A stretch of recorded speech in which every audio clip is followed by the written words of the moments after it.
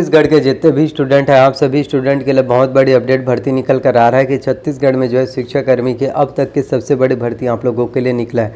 अब आप में से काफ़ी स्टूडेंट सोच रहे होंगे कि शिक्षा कर्मी के कौन से पद है जिस पर बहुत ज़्यादा भर्ती जो है निकला है। तो आप लोगों को बताना चाहता हूँ कि प्रधान पाठक के छत्तीसगढ़ में कुल कितने पद जो है खाली हैं। तो आपका 19,161 पद जो है खाली हैं।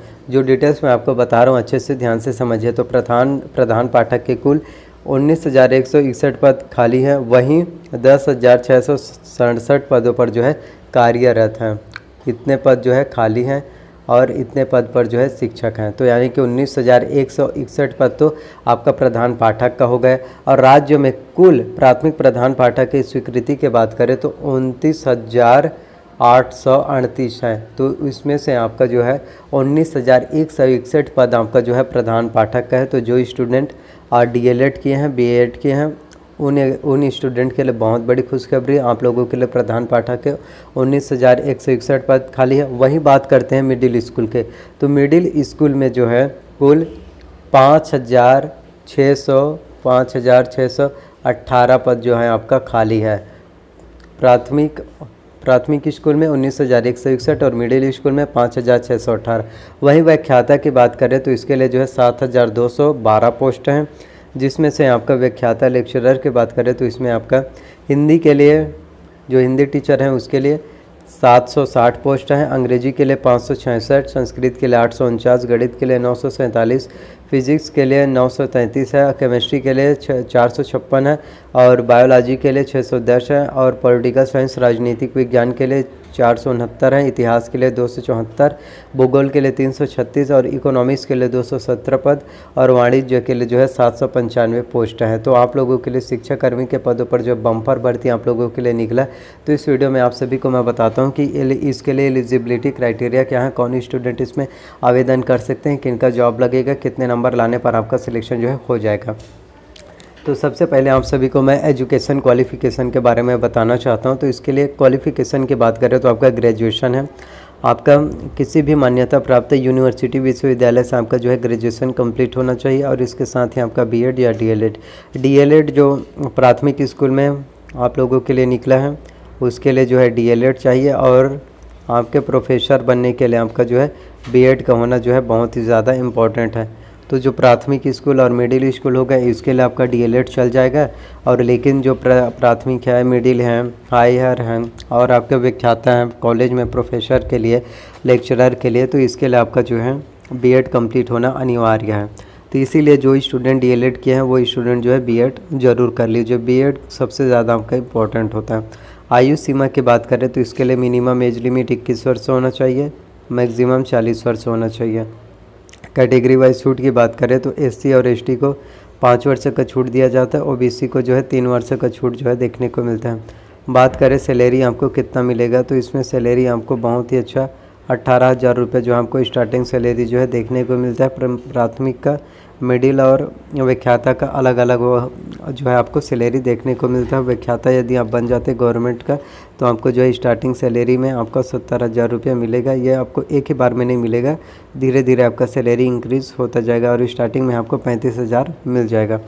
सिलेक्शन की बात करें तो आपका जो है सीधी भर्ती है। सिर्फ आपने यदि BEd कंप्लीट किया है और DLED कंप्लीट किया है, ग्रेजुएशन आपका कंप्लीट हो गया है तो आप शिक्षक जब बनते हैं तो उसके लिए आपको जो है CTET हो गया और एक ASTET हो गया। इस एग्ज़ाम्स को आपको जो है क्वालिफाई करना होता है। सिर्फ आपको एक ही बार जो है एग्ज़ाम को क्वालिफाई करना है। यदि आप एक बार CTET एग्ज़ाम को क्वालिफाई कर लेते हैं फिर आप जो है ज़िंदगी भर जब भी शिक्षक के कर्मी के भर्ती पोस्ट निकलेगा उसमें जो है आप आसानी से आवेदन कर सकते हैं, फॉर्म फिलअप कर सकते हैं। तो CTET ASTET एक आपका जो है कम से कम आपका क्वालिफाई होना चाहिए। बात करें सिलेबस और एग्ज़ाम पैटर्न है कि किस तरह से प्रश्न जो है आपके एग्ज़ाम्स में जो है पूछे जाएंगे और किस तरह से आपको जो है एग्ज़ाम्स की तैयारी करना है। तो आप लोगों को बताना चाहता हूँ कि शिक्षाकर्मी भर्ती परीक्षा में कुल 150 प्रश्न जो है पूछे जाते हैं। प्रत्येक प्रश्न जो है आपका 1 अंक का होता है। कौन कौन से सब्जेक्ट से आपके एग्ज़ाम में प्रश्न पूछे जाएंगे, कौन कौन से टॉपिक से और किस तरह से आपको जो है प्रश्न जो है सॉल्व करना है, उसके लिए कौन कौन से पार्टिकुलर आपको बुक पढ़ना है और वो बुक का प्राइस कितना होगा, कहाँ मिलेगा, कंप्लीट डिटेल्स इस वीडियो में आप लोगों को बताता हूँ। साथ ही आपको बताऊँगा कि इसके लिए आपको आवेदन कब करना है और आवेदन करने की लास्ट डेट क्या है। तो कंप्लीट डिटेल्स इस वीडियो में आप लोगों को मिलेगा, तो वीडियो को लास्ट तक जरूर देखना, आप लोगों से रिक्वेस्ट है। बात करें एग्ज़ाम पैटर्न की, तो इसमें जो है कुल 150 प्रश्न जो है आपके एग्ज़ाम्स में पूछे जाते हैं, जिसमें आपका बाल विकास एवं शिक्षा शास्त्र से 30 अंकों का 30 प्रश्न आएगा। सामान्य हिंदी से 25 अंकों का 25 प्रश्न जो है पूछे जाते हैं। सामान्य अंग्रेजी से भी 25 अंकों का 25 प्रश्न आएगा। गणित और विज्ञान से, मैथ्स, रीजनिंग और साइंस से 30 अंकों का 30 प्रश्न पूछे जाते हैं। सामाजिक अध्ययन से 20 अंकों का प्रश्न आएगा। कंप्यूटर संबंधित सामान्य ज्ञान से आपके एग्जाम्स में 10 अंकों का 10 प्रश्न आएगा। सामान्य ज्ञान से 10 अंकों का 10 प्रश्न जो है पूछे जाते हैं। अब मैं आपको टॉपिक वाइज बताता हूँ। तो इसमें आपका बाल विकास एवं शिक्षा शास्त्र है, जिसमें आपके विकास की अवधारणा एवं उसके सीखने से संबंध, बच्चों के विकास के सिद्धांत, जिस परिप्रेक्ष्य एवं अभ्यास, सीखने में कठिनाई, विकलांगता आदि से संबंधित जो बच्चों का शिक्षण होता है उनसे संबंधित प्रश्न जो है पूछे जाते हैं। हिंदी की बात करें तो हिंदी में आपका जो है व्याकरण पूरा आपका आता है, क्योंकि आपके एग्ज़ाम्स के लिए जो है व्याकरण बहुत ही ज़्यादा इम्पॉर्टेंट होता है हिंदी के लिए। तो व्याकरण की बात करें तो इसमें आपका स्वर, व्यंजन, अक्षर, वर्तनी, वचन, काल, वाक्य संधि, संधि के प्रकार, जिसमें आपका स्वर संधि, व्यंजन संधि, विसर्ग संधि, संधि विच्छेद आएगा, तत्सम, तद्भव, देशज, पर्यायवाची शब्द, उपसर्ग, प्रत्यय, समास और उसके भेद, अनेक शब्दों या वाक्यांशों के लिए एक शब्द, संज्ञा, संज्ञा के प्रकार, सर्वनाम, विशेषण, क्रिया, कारक, वाक्य भेद, रचना, मुहावरे तथा लोकोक्तियाँ, अपठित गद्यांश, श्रवण, वाचन, लेखन एवं पठन कौशल, ये सभी आपके एग्ज़ाम्स के लिए काफ़ी ज़्यादा इम्पोर्टेंट होता है। तो हिंदी की प्रिपरेशन आपको किस तरह से करना है, तो हिंदी की तैयारी के लिए आपको जो है डेली IAS एकेडमी का बुक आपको लेना है, जिससे आपके एग्ज़ाम की प्रिपरेशन जो है बहुत अच्छे से हो जाएगा और आपकी तैयारी जब अच्छे से हो पाएगा तो आप हिंदी में 25 में से कम 20 नंबर आपका आ जाएगा। तो इस तरह से आप हिंदी की प्रिपरेशन कर सकते हैं। बात करें इंग्लिश के, तो इंग्लिश में आपका कॉम्प्रिहेंसिव ग्रामर, वोकेबुलरी, जिसमें आपका noun, pronoun, tense, voice, narration, conjunction, preposition, article, degree, question tag, one word substitution, subordinate, coordinate, finite verb, non finite verb, ये सभी आपके एग्ज़ाम्स के लिए काफ़ी ज़्यादा इंपॉर्टेंट बेनिफिट होते हैं। तो ये आपके एग्ज़ाम्स में जो है क्वेश्चन पूछे जाते हैं finite verb, non finite verb. तो इंग्लिश के एग्ज़ाम की प्रिपरेशन के लिए आपको जो है इसेंशियल इंग्लिश रश्मि सी दिशा पब्लिकेशन के लेना है, जिससे आपके एग्ज़ाम की प्रिपरेशन जो है बहुत अच्छे से हो जाएगा और आपको सभी चीज़ों के बारे में बेहतर से बेहतर नॉलेज में आपको मिल जाएगा। वहीं मैथ्स की बात करते हैं, मैथ्स और रीजनिंग के प्रिपरेशन आपको जो है किस तरह से करना है और आप जो है किस तरह से तैयारी कर सकते हैं।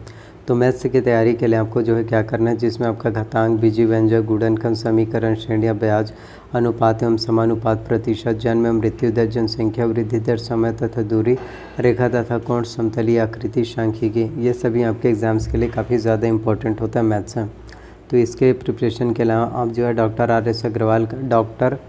एस अग्रवाल का आपको जो है वस्तुनिष्ठ अंकगणित लेना है, जिससे आपके एग्ज़ाम की प्रिपरेशन जो है बहुत अच्छे से हो जाएगा। डॉक्टर आर एस अग्रवाल का यदि आप बुक लेते हैं तो। और इसके साथ ही रीजनिंग की बात करें तो रीजनिंग के लिए आपको अरिहंत का मास्टर रीजनिंग लेना है, जिसमें वर्बल, नॉन वर्बल और एनालिटिकल ये सभी जानकारी आपका दिया रहता है, तो आप जो है ले सकते हैं। अब बात कर लेते हैं विज्ञान की, जनरल साइंस की, जिसमें आपका बल एवं गति, वाष्पन, सुचालक, कुचालक, प्रकाश के स्रोत, ध्वनि के प्रकार, ध्वनि संचरण, चुंबक के गुणधर्म, विज्ञान एवं प्रौद्योगिकी, दैनिक जीवन में विज्ञान का महत्व, कोशिका, कोशिका विभाजन, सेल डिवीजन, मानव शरीर के विभिन्न अंग तंत्र, जैविक अजैविक घटा हो गया, सूक्ष्म जीवों से फैलने वाले रोग, जिसमें आपका खसरा, डिथीरिया, हैजा, टाइफाइड रोगों से बचाव, संतुलित भोजन, ये आपके जो है जनरल साइंस में कोई क्वेश्चन जो है पूछे जाते हैं। तो इसके एग्ज़ाम की प्रिपरेशन के लिए आपको जो है दृष्टि IAS का क्विक बुक लेना है, जिससे आपकी प्रिपरेशन अच्छे से हो पाएगा। सामाजिक अध्ययन, जिसमें आपका भारतीय समाज एवं संस्कृति, मौर्य साम्राज्य, गुप्त साम्राज्य, भक्ति, सूफी आंदोलन, मुगल साम्राज्य, ये आएगा। फिर आपके कंप्यूटर्स की बात करें तो कंप्यूटर्स में आपका कंप्यूटर के उपयोग, कंप्यूटर के प्रमुख भाग, जिसमें CPU, input device, output device की जानकारी, प्रिंटर के प्रकार, ऑपरेटिंग सिस्टम के बारे में जानकारी आएगा, इंटरनेट के उपयोग, एंटीवायरस के उपयोग, मल्टीमीडिया के उपयोग, CD DVD की जानकारी, गूगल की जानकारी, यूट्यूब की जानकारी आएगा।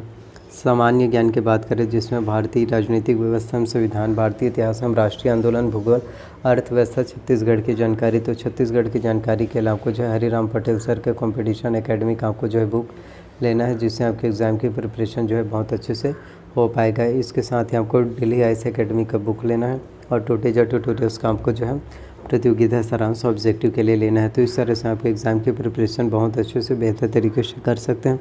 और इन सभी बुक का लिंक मैंने डिस्क्रिप्शन में दे दिया है, जहाँ से आप आसानी से परचेज़ कर सकते हैं और बुक को पढ़ सकते हैं। अब बात करते हैं कि इसके लिए आपको आवेदन कब करना और आवेदन करने की लास्ट डेट क्या है। तो छत्तीसगढ़ में आने वाली CGNU अपकमिंग वैकेंसी है, जल्द ही संबंध में जो है ऑफिशियल नोटिफिकेशन निकल कर आ जाएगा। तो जो भी स्टूडेंट एग्ज़ाम की प्रिपरेशन कर रहे हैं, एग्ज़ाम की प्रिपरेशन अच्छे से कीजिए, आपका सिलेक्शन ज़रूर हो पाएगा। तो आई होप जितनी भी जानकारी मैंने आप सभी को दिया, सभी जानकारी आप लोगों को पसंद आए तो इस वीडियो को लाइक कीजिए, चैनल को सब्सक्राइब कर लीजिए, साथ में बेल नोटिफिकेशन को भी ऑन करके रख लीजिए, ताकि जब भी मैं वीडियोस अपलोड करूं तो उसकी जानकारी सबसे पहले आप सभी स्टूडेंट को मिल सके। तो प्लीज़ वीडियो को जितना हो सके शेयर कीजिए, लाइक कीजिए, कॉमेंट कीजिए, अपना प्यार और अपना सपोर्ट दिखाइए। इसी तरह से मेरे चैनल पर वीडियोस आप लोगों को मिल जाएगा। तो प्लीज़ वीडियो को अपना भरपूर प्यार और सपोर्ट दिखाइए। और अगर आप लोगों को कोई भी डाउट्स हो तो अपना डाउट जो है ज़रूर क्लियर कीजिए, आप जो है कमेंट कीजिए, और आप सभी के कमेंट का मैं रिप्लाई ज़रूर करूँगा। तो जितना हो सके आप लोग कमेंट कीजिए, कमेंट से ही मुझे पता चलता है कि आप लोगों की कौन सी प्रॉब्लम्स है, आप मुझसे कौन से जानकारी जो है पूछना चाहते हैं। तो कमेंट अवश्य कीजिए। मिलते हैं नेक्स्ट वीडियो में। सो थैंक यू, आप सभी लोगों को तहे दिल से शुक्रिया अदा करना चाहता हूँ। प्लीज़ चैनल को सब्सक्राइब कर लीजिए।